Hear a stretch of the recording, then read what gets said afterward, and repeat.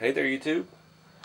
So, I did a video last weekend driving the cruiser out in the muddy creek flowing through my backyard, and got to realize, that was the first run since I've switched back to 1.9s, and I realized what I didn't like about the cruiser.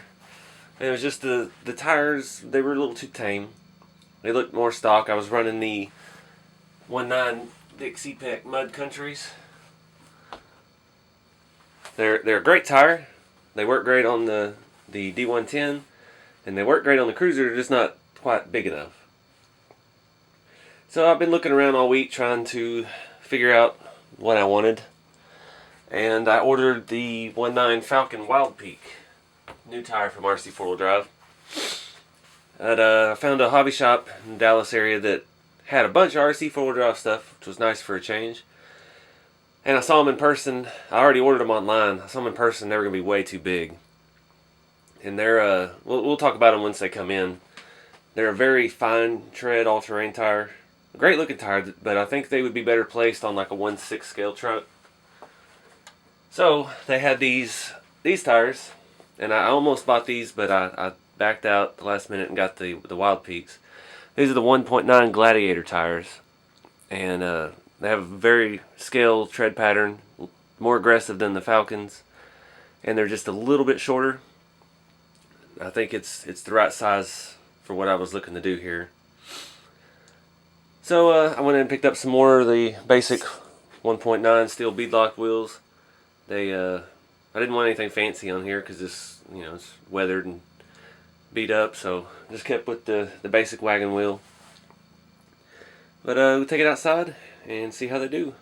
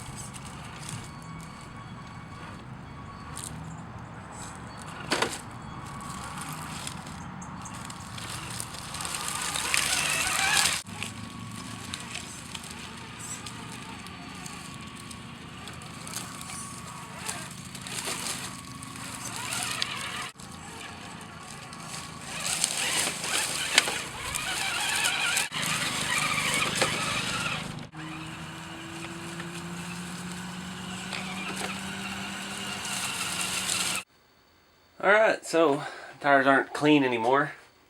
Helps with the look.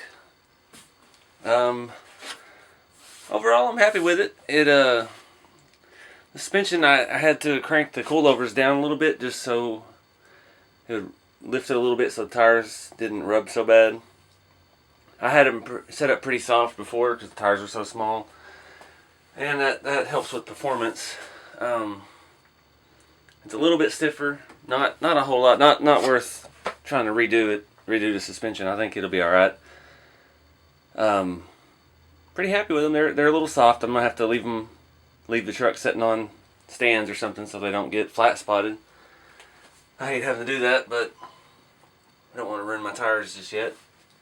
I don't know if I forgot to show you. I did put a bigger spare on there. It's just an axial rip saw I had laying around. Ripped it off the axial wheel and just set it on one of those little cheap plastic cruiser type wheels. Just so at least it's the right size. I need to get it muddy so it matches.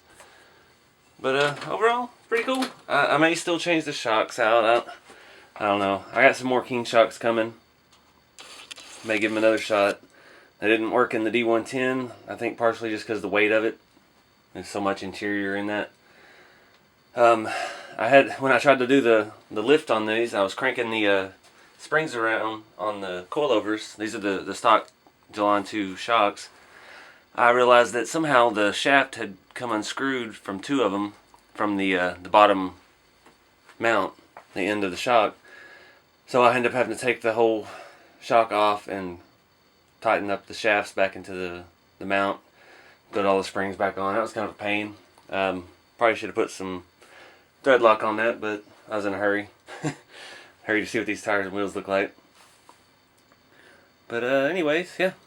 I think it looks a lot more, it looks more scale now to me. That's more, like I said before, I like to make my trucks look like they would if I had a real one, what I would like it to look like. And that's a good height. It's a good tire size for it.